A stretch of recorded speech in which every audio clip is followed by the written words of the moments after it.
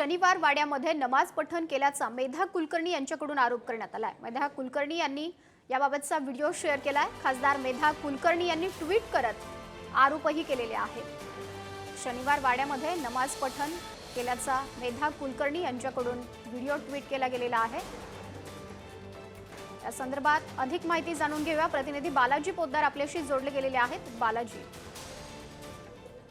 माधुरी, पुण्यातल्या शनिवार वाड्यामध्ये हजारो पर्यटक येत असतात आणि या ठिकाणी हिंदू लोकांच्या शनिवार वाडा आहे अशी सातत्याने हिंदुत्ववादी संघटनाची भूमिका असते।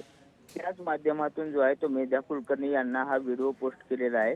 ट्विटरच्या त्यांच्या सोशल मीडियावरून हा व्हिडिओ पोस्ट करण्यात आला जो नमाज पढतानाचा पाहिला आणि याचा निषेध जे आहे ते पुण्यातल्या हिंदुत्ववादी संघटना करत आहेत। आज संध्याकाळी 5 वाजता शिववंदना घेण्यात येणार आहे शनिवार वाड्यात।